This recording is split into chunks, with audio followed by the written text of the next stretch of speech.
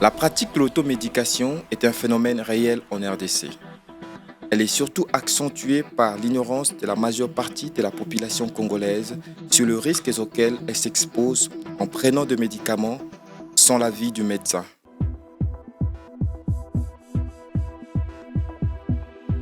Bonjour à tous, soyez les bienvenus sur Expérience. Nous avons Rabi Kamba, un étudiant en dernière année de médecine de l'Université de Kinshasa. Bonjour Rabi, Bonjour, Monsieur Christian. et vous pouvez vous présenter? Bien sûr que oui. Je m'appelle Rabi Kamba. Je suis étudiant en dernière année de médecine, comme vous avez dit, et présentement, je suis délégué facultaire adjoint à la faculté de médecine. Nous allons vite à la première question. C'est quoi l'automédication? Il faudrait déjà noter que l'automédication vient de deux préfixes grecs. Il y a auto et puis il y a médication. Auto, comme nous le savons tous, ça veut juste dire soi-même. Et puis il y a médication, c'est presque, je pourrais dire, c'est tout ce qui se rapporte avec le médicament. Or, nous savons que le médicament n'est pas un produit de consommation comme tous les autres et nous devrions tous savoir qu'aucun médicament n'est sans risque et tout médicament a des effets secondaires. Donc, si je pourrais définir l'automédication à un français plus simple, je dirais plutôt que l'automédication, c'est juste le fait de pouvoir prendre des médicaments sans consulter un médecin au préalable. Quels types de produits sont généralement utilisés pour l'automédication? Divers types de produits sont utilisés pour s'automédiquer, plus précisément dans nos différents domiciles. Mais le plus utilisé, nous avons entre autres des antalgiques. Quand je parle des antalgiques, ce sont des produits que nous avons le plus l'habitude de prendre pour lutter contre la douleur. L'exemple d'un antalgique que nous connaissons tous, que nous avons tous l'habitude d'utiliser à la maison, c'est les paracétamol par exemple. Hormis les antalgiques, nous pouvons avoir des antihistaminiques. Ce sont des médicaments contre des allergies. Hormis cela, je pourrais aussi citer de médicaments, je préfère les regrouper le tout, des médicaments utilisés contre le trouble digestif. Par trouble digestif, je vois des gastrites, je vois de diarrhée, constipation. Et en fin de compte, si je pouvais finir, je pourrais citer aussi les antibiotiques. Pour toutes sortes de maux, dans nos maisons, nous avons l'habitude de prendre des antibiotiques. Quels sont les types d'automédication? Du point de vue général, je pourrais dire qu'il y a juste trois types d'automédication. Nous avons l'automédication qu'on appelle primaire, secondaire et puis tertiaire. Les différences entre les trois résident sur des détails assez minimes, je pourrais dire. Parlons de l'automédication primaire. L'automédication primaire, c'est ce que nous faisons le plus souvent dans nos maisons. Lorsqu'il y a apparition d'un des symptômes, avant même qu'on puisse consulter un médecin, on se donne déjà de médicaments pour pouvoir gérer des genres de crises. Par exemple, vous présentez de la fièvre ou de douleur, aussitôt vous achetez des médicaments, vous commencez à prendre ces médicaments-là pour lutter contre de maux que vous présentez. Secondaire, par contre, c'est une automédication le plus souvent utilisée après avoir acquis une certaine expérience. Je m'explique. Par exemple, vous avez présenté tel symptôme X ou Y, pour lequel le médecin vous aurait prescrit de médicaments bien précis. La prochaine fois que vous aurez à avoir présenté le même symptôme, qu'est-ce que vous allez faire? Vous allez juste récupérer la même ordonnance que le médecin vous aurait prescrit à l'époque pour pouvoir vous automédiquer. Et puis tertiaire, c'est plutôt une automédication qui sont le plus souvent utilisées pour des maladies chroniques. Quand je parle de maladies chroniques, ce sont des maladies qui perdurent dans le temps, entre autres le diabète, l'asthme. Quelles sont les raisons qui poussent souvent les gens à s'automédiquer? Il y a diverses raisons qui poussent les gens à pouvoir s'automédiquer, mais tout réside juste sur les connaissances que chaque personne a sur des médicaments. Et il y a plusieurs sources de ces connaissances-là. Ces connaissances sont acquises par plusieurs sources. Parmi ces sources, je pourrais citer par exemple le PROCH, qui est une des sources majeures qui nous renseigne sur beaucoup de médicaments. Et dans cette source, c'est là maintenant qu'on retrouve le contexte, le slogan qu'on appelle le plus souvent le syndrome de Boboloc ou le syndrome de petit médecin. Le syndrome de petit médecin, c'est lorsque une personne je pourrais dire quoi, donne des diagnostics ou prescrit des médicaments sans pourtant y faire une formation médicale au préalable. Voilà, hormis le proche, les autres sources qui peuvent nous renseigner sur les médicaments, il y a l'Internet par exemple. Il y a diverses informations de nos jours qui sont postées en ligne par n'importe qui. Et toutes ces informations nous renseignent sur des médicaments. Et c'est ces informations-là que les personnes ont sur Internet qui les poussent aussi à pouvoir s'automédiquer. Hormis cela, nous pouvons aussi avoir la télévision par exemple. Il y a autant de missions que nous connaissons tous qui parlent de la médecine au niveau de nos chaînes télévisées. Il y a une des émissions qui se passe le plus souvent, que j'ai tais le nom, où ils parlent même, hormis de médicaments modernes que les gens sont censés utiliser pour une maladie ou une autre, recours même à des différents médicaments traditionnels. Et Ok. parmi les sources aussi de ces connaissances, les professionnels aussi de santé font aussi partie de ces sources. Parce que dans toutes les familles, il y a au moins un professionnel de santé qui nous renseigne sur tout ce que nous avons besoin. Les gens évitent même d'aller à l'hôpital pour pouvoir voir le professionnel de santé de son quartier ou de sa famille. Suite à la prolifération des réseaux sociaux, de l'Internet, il y a des gens qui ont peut-être qui retrouvent des symptômes de maladie. Bah, du coup, il va sur son téléphone, fait quelques recherches rapides pour trouver le produit qui va avec ces symptômes-là. Oui. Là c'est pas conseillé. Bien, vous savez que le monde a évolué, hein. Tout dépend juste de quel site où vous faites vos recherches.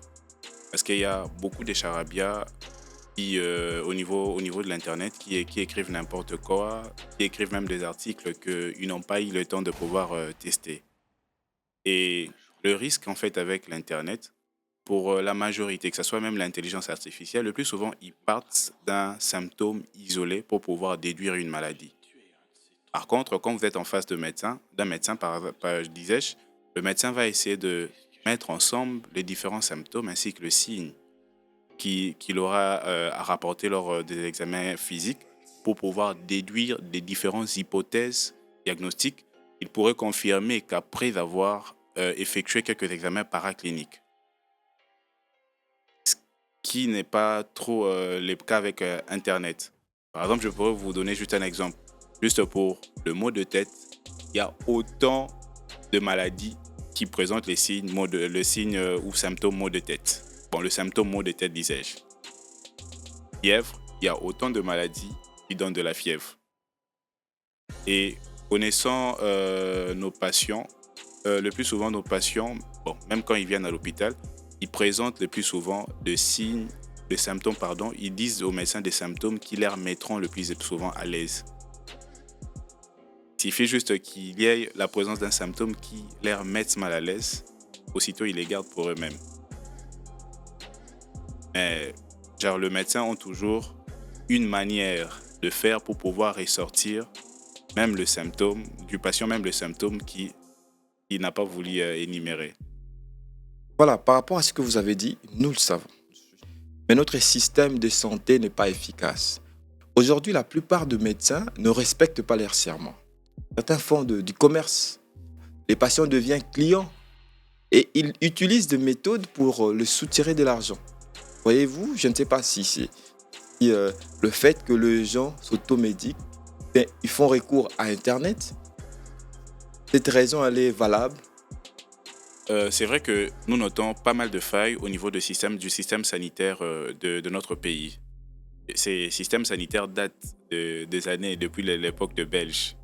C'est le même système sanitaire que nous continuons à utiliser. Donc je pense même pas que et le colon continuent à utiliser les mêmes systèmes sanitaires. C'est vrai qu'il y a eu pas mal de réformes tout autour de ces systèmes. Déjà, nous avons vu avec la couverture sanitaire universelle avec les femmes enceintes et nous espérons peut-être dans le jour qui vient la santé primaire, donc pour tous, ça pourrait être garanti. C'est vrai qu'il y a un fort problème de moyens, surtout si c'est dans nos hôpitaux privés. C'est logique que nos patients aient cette idée que quand ils partent chez un médecin, c'est pour se faire arnaquer Pourquoi? Parce qu'il y aura déjà des frais avant même que le patient puisse se faire consulter, des frais exorbitants. C'est une évidence, Rabi, c'est une évidence, nous le connaissons. Parce qu'aujourd'hui, nous savons que quand un patient arrive, c'est d'abord l'argent. Le soin, c'est après. Ouais, depuis peu, comme nous pouvons le constater, c'est d'abord l'argent qui intéresse. Et ce qui nous facilite pas trop, dans notre pays, nous n'avons pas, bon, et pas que nous n'avons pas, mais le système d'assurance santé n'est pas aussi développé qu'ailleurs. OK. Ailleurs, c'est une fois que vous arrivez au niveau de l'hôpital, votre assureur vient déjà pour pouvoir commencer à payer pour tout le soin qui va avec. Par contre, dans nos hôpitaux, quand un patient arrive, l'hôpital n'a même pas de garantie que le patient pourra donner de l'argent auprès, genre, juste après le soin. Bon, là, c'est un autre sujet, hein. Parler des assurances, c'est un autre sujet. Ben, en fait, revenons sur nos moutons. C'est quoi les facteurs qui poussent les gens à s'automédiquer? Il y a plusieurs facteurs. Parmi ces facteurs, nous pouvons avoir les aspects économiques, par exemple. Nous avons déjà parlé de ça. Étant donné que la population est pauvre, la population n'a pas tendance à aller voir un médecin aussitôt quand il présente un mot. Le plus souvent, notre population va voir un médecin quand, quand le cas commence à se compliquer. Nos patients, le plus souvent, ils ont plus tendance à vouloir vivre avec leur maladie au lieu d'aller voir un médecin, faute de moyens. À la place, il va préférer s'auto-médiquer, soit par rapport à son expérience personnelle, soit par rapport aux expériences des autres. Et Un cas de figure majeur, je pourrais donner même l'exemple de nos jeunes mamans. Quand elles mettent au monde, à chaque mot que leur bébé présente, elles ont aussitôt plus elles ont plus les réflexes d'aller voir leur maman pour pouvoir avoir des par orientations. rapport à l'expérience des mamans, des parents. Il y a aussi l'expérience qui compte. Donc, nos mères, quand elles mettent au monde, elles ont plus tendance à recourir auprès de leur mère pour pouvoir avoir des orientations qu'il faut pour prendre soin de leur bébé. Hormis les aspects économiques, il y a aussi des prérequis. Les prérequis, c'est plus en rapport avec des connaissances dont je fais mention au départ. Des connaissances ainsi que des expériences personnelles. Donc, quand je sais que tel médicament, c'est pour telle maladie, quand je présente des signes, je n'hésite pas, je le prends aussitôt. Parce que tous les Congolais ont la maîtrise des symptômes de paludisme. C'est que quand ils ont de courbatures, un peu de fièvre, et du coup, il prend un antipaludaire pour lutter à ça. Ouais, la chance est que la majorité de ces signes nous orientent le plus souvent au paludisme. Mais il y a aussi, par exemple, la grippe. Quand on a juste une simple grippe, on peut aussi présenter des signes qui sont similaires au paludisme. Pourtant, ce n'est pas du tout le paludisme. Mais bon, le plus souvent, on part dans le contexte que tout fièvre, au niveau d'une zone endémique, avant tout, c'est le paludisme, avant autre chose. Et même pour un simple paludisme, faut voir le médecin. Dans la logique normale, oui. Mais étant donné que notre pays fait face à beaucoup de défis et problèmes, et étant donné que la majorité de la population est pauvre, pour moi, je pourrais conseiller à une personne de voir un médecin, par exemple, quand il présente de cas de c'est le paludisme, de pouvoir voir un médecin que lorsqu'il y a persistance de ces signes. Certes, il a pris un médicament au préalable. Bien, si ces signes se compliquent carrément. Oui, vous savez comme moi, c'est que il suffit d'aller dans une pharmacie, même sans ordonnance, vous avez accès à des produits et sans problème. Parce que c'est pas ce qui est à la base de l'automédication. Parce que je sais, comme même en face de chez nous à Brazzaville, Congo-Brazza, c'est difficile de se procurer un produit pharmaceutique. Très difficile. Pour avoir un produit, il faut au préalable avoir une ordonnance. Il y a des produits qu'on peut prendre, qu'on peut acheter, mais certains produits nécessitent l'avis d'un médecin. Pourquoi cette facilité? Bon, je sais que c'est une parenthèse, je ne sais pas si vous avez un avis à cela.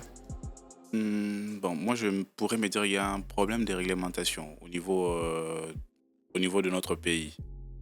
Comme vous avez dit, c'est vrai qu'ailleurs aussi, il y a de ces médicaments qu'on peut s'en procurer sans pour autant avoir des ordonnances. Mais il y a de ces médicaments qui nécessitent à tout prix les ordonnances. Et le problème aussi est qu'au niveau de nos pharmacies, nous n'avons pas des professionnels. Ok. À la place, nous avons des vendeurs de médicaments. Le problème est récurrent, hein, surtout dans des pays subsahariens où les médicaments sont même vendus dans des marchés publics. Ah, voilà. Donc, il n'y a pas de pharmacie bien précis ou quoi que ce soit. C'est genre dans des marchés publics où ils vendent des médicaments. Et la majorité des médicaments aussi ils vendent sont falsifiés. C'est ça aussi le problème. Là, c'est un grand problème. On ne veut pas rentrer dans ces problèmes, sinon on Mhm. risquera de ne pas finir, quoi. Ben, dites, c'est quoi les conséquences liées à l'automédication? Il y a plusieurs conséquences qui peuvent se découler de l'automédication. Déjà, il faudrait noter qu'il y a ces conséquences-là sont plus graves chez un, genre un type de population qu'on appelle population à risque. Et je vais vous donner les raisons qui font en sorte qu'on puisse appeler ces populations-là à risque. Parmi cette population à risque, nous avons le nouveau-né, ainsi que le nourrisson. Nous avons des vieilles personnes. Et puis nous avons des femmes enceintes, ainsi que des femmes qui allaitent. Pourquoi on appelle ces personnes à risque? Parce que le plus souvent, chez ces personnes, présentent une certaine immaturité ou une certaine insuffisance des organes qui sont censés jouer un grand rôle dans le métabolisme ainsi que dans l'élimination de ces produits. Dis-nous un peu du métabolisme. Je sais que c'est pas facile, Mhm. mais dis-nous à des termes un peu plus faciles pour que ceux qui nous suivent aient la facilité de comprendre. Quand on parle de métabolisme, je pourrais dire que c'est juste une certaine transformation d'un produit du départ à un produit qui est essentiel. Essentiel dans le sens que l'organisme a cette facilité-là de pouvoir l'utiliser pour une cause ou une autre. Et le plus souvent, les produits qui sont issus de cette métabolisation, on les appelle de métabolites. Et quand il s'agit des médicaments, il y a des métabolites qu'on appelle actifs, il y a aussi des métabolites moins actifs, voire même inactifs. Donc je préfère ne pas trop entrer dans ces détails, question de permettre à ce que tout le monde puisse comprendre ce que j'ai dit. Et il y a des organes bien précis qui sont dans l'organisme pour jouer ces rôles-là. C'est des rôles que j'ai dit de métabolisation ainsi que d'élimination. Ok. Parce que, comme j'ai dit au départ, que aucun médicament n'était sans risque, tout le médicament avait des effets secondaires. Même les paracétamol. Même le paracétamol, ça a des effets. Voire même, surtout quand vous prenez genre le paracétamol à une dose très élevée que prévu, vous pourrez même avoir des effets délétères au niveau de votre organisme. Parlant des effets délétères, ce sont des effets qui vous nuisent gravement. Et comme je disais au départ, il y avait des populations à risque. Et les conséquences sont plus marquées auprès de cette population-là à risque que j'essaie d'énumérer. Parmi les conséquences, on peut avoir entre autres l'intoxication. L'intoxication, c'est juste, c'est dû à la suite d'un excès en fait de la dose initiale. Parce que chaque médicament, avant que ça puisse être mis au marché, il subit, je pourrais dire, des études bien précises. Et après avoir passé dans tous ces essais cliniques, qu'on a le plus souvent l'habitude d'appeler, que le médicament a une certaine autorisation pour être mis au marché, pour pouvoir éviter qu'il y ait ces cas d'intoxication. Et c'est bien marqué. Donc, le médecin, quand tu iras à l'hôpital, lors de la prescription, le médecin te dira arrête-toi à cette dose. Dépasser cette dose, il y aura, tu vas présenter des effets qui seront toxiques. Hormis l'intoxication que j'ai citée, Ok. il y a aussi de multiples effets secondaires qu'un médicament peut présenter. Et ces effets secondaires-là peuvent aussi être à la base de certaines maladies au niveau de notre organisme. Hormis cela, il y a aussi ce qu'on appelle la pharmacodépendance. La pharmacodépendance et toxicomanie. La pharmacodépendance, c'est le plus souvent induit par les opiacés. Les opiacés, c'est une des familles des médicaments les plus souvent qu'on utilise contre les antidouleurs. J'essaie d'utiliser un français simple. Par exemple, le tramadol. Dans d'autres sieux, on utilise le tramadol comme de la drogue. Et plus tu prends le tramadol, plus tu as envie de continuer à prendre le tramadol. Une dépendance, c'est ça. Et ça crée une certaine accoutumance, dépendance en quelque sorte. C'est comme ça qu'on a l'habitude de l'appeler. Parmi les conséquences, on peut aussi avoir l'abus de médicaments. Parce que quand on en prend en excès, ça nous amène d'autres conséquences que j'ai énumérées. Pour finir avec différentes conséquences, c'est vrai que la liste elle est exhaustive, et je ne pourrais pas tout citer. Mais moi, j'essaie de citer le plus fréquemment rencontré. Il y a aussi la résistance aux antibiotiques. On peut aussi avoir la résistance des antibiotiques.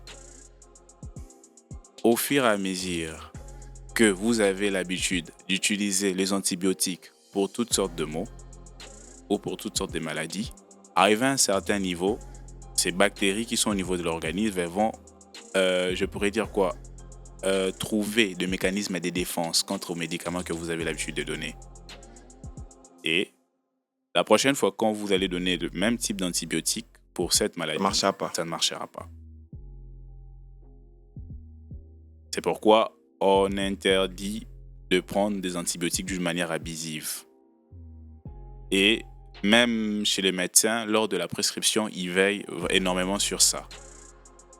Donc là, c'est quelques conséquences que je pourrais énumérer. Avez-vous des exemples des effets secondaires de certains produits? Oui, il existe des exemples. Un des exemples, par exemple, je pourrais faire mention. C'est ce que j'ai pu voir lors d'un stage que je faisais dans un des hôpitaux de la place. C'était dû à une hémorragie digestive qui était induite par l'ibuprofène. L'excès de produits? L'excès de produits de l'ibuprofène. C'était une fille qui avait des dysménorrhées. Les dysménorrhées, dans des termes plus simples, ce sont des règles douloureuses.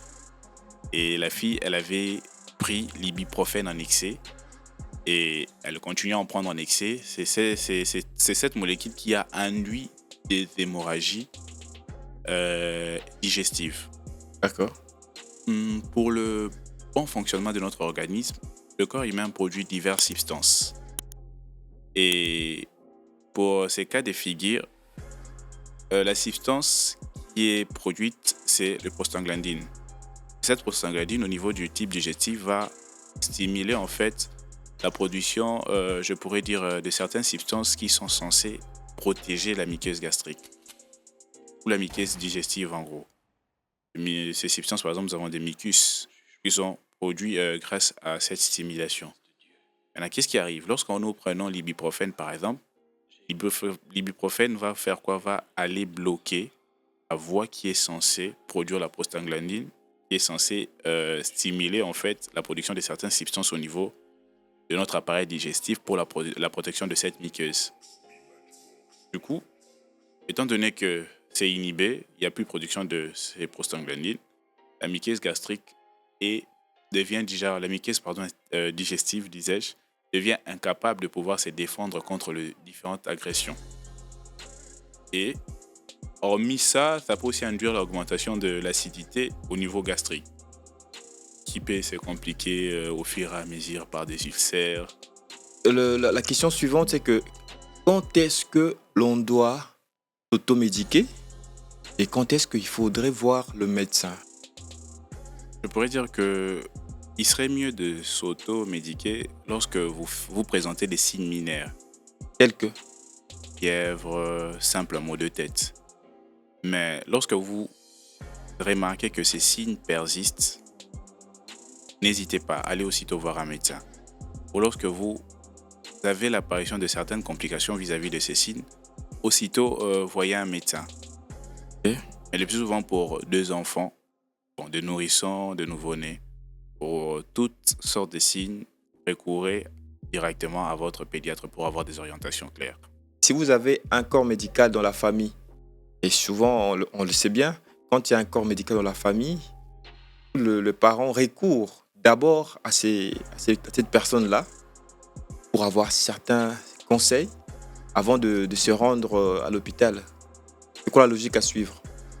C'est vrai que le serment d'Hippocrate l'interdit d'une certaine manière, mais moi je ne trouve pas d'inconvénient.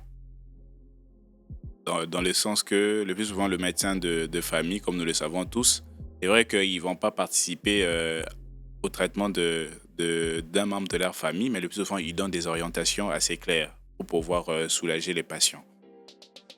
Comment le patient peut-il s'assurer qu'ils ont des informations fiables sur le médicament? L'unique manière de pouvoir s'assurer qu'ils ont des informations viables sur des médicaments, ça veut dire qu'ils doivent faire recours à des sources reconnues par le gouvernement, entre autres le ministère de la Santé. Il y a aussi des sources qui sont reconnues par l'OMS. D'ailleurs, je recommanderais d'ailleurs d'aller plus au site de l'OMS pour avoir une idée sur de nouvelles recommandations sur des médicaments. Et pour finir, on peut aussi faire recours aux pharmaciens et aux médecins. Quand je parle de pharmaciens, je ne fais pas allusion aux vendeurs de médicaments dans des pharmacies. C'est quoi les rôles que jouent les réseaux sociaux sur l'automédication? Les réseaux sociaux jouent divers rôles sur l'automédication. Pourquoi? Parce qu'il y a beaucoup d'informations. De nos jours, les informations sont à portée de main, pour tout le monde en tout cas. Et ce que moi je pourrais dire est que à chaque fois qu'on a une information au niveau du réseau social, nous devrions avoir un esprit de critique. On doit critiquer chaque information que nous avons dans les réseaux sociaux avant de pouvoir prendre un médicament ou un autre. Est-ce qu'on peut appliquer l'automédication à la médecine traditionnelle? C'est pas que la médecine traditionnelle n'est pas du tout efficace, mais il y a plus de risques, selon moi, dans la médecine traditionnelle. Étant donné que la majorité des informations sur le médicament traditionnel ne sont pas documentées. Le plus souvent, le savoir en termes de médicaments dans la médecine traditionnelle, c'est fait de bouche à l'oreille, d'une génération à une autre. Ça veut dire du père au fils, de la mère à la fille. Et puis, je voulais aussi m'atteler sur ça. Dans le médicament moderne, il y a pas mal des essais cliniques qui sont faits. Mais par contre, dans la médecine traditionnelle, il n'y a pas vraiment des effets cliniques qui sont faits avant un médicament puisse être mis au marché. Euh, Quelles recommandations donneriez-vous aux auditeurs qui envisagent d'automédiquer? Voilà. Au moins pour les auditeurs qui envisageraient de s'automédiquer, s'ils sont dans l'impossibilité, bien sûr, de pouvoir l'éviter, c'est de pouvoir très très bien s'informer sur le médicament qu'ils comptent prendre. Et dans tous nos médicaments, il y a des étiquettes qui s'y trouvent dedans. Et donc à sortir ces étiquettes, lire et suivre à la lettre le dose recommandé par le fabricant de médicaments. Vous encouragez l'automédication? Je n'encourage pas comme telle l'automédication, mais dans des mesures où ça nécessite à ce qu'il y ait automédication, il faut néanmoins avoir des mesures bien précises pour pouvoir éviter toutes sortes d'effets secondaires ou des conséquences qui peuvent en découler. Est-ce qu'il y a des statistiques précises? Il y a plusieurs études qui sont en train d'être faites. Donc, en termes de statistiques bien précis, dans notre pays, c'est assez difficile d'avoir ces chiffres. Déjà que le gouvernement n'émet pas suffisamment de l'argent pour pouvoir faire de recherche. Donc, le chiffre, c'est assez complexe pour pouvoir donner un chiffre sur le statistique de personnes qui s'auto-médiquent. Mais néanmoins, c'est la majorité de la population qui les font. Ah d'accord, c'est un grand plaisir. Pour ceux qui nous ont pris à mi-chemin, nous avons échangé avec Rabi Kamba. Il est étudiant en dernière année de médecine à l'université de Kinshasa, en République démocratique du Congo bien sûr. Il nous a parlé sur l'automédication, risque ou solution. Voilà, il a donné beaucoup de détails. Je crois que vous allez suivre. Merci de nous avoir suivis. Abonnez-vous et partagez l'émission massivement. Merci, portez-vous bien. À très bientôt.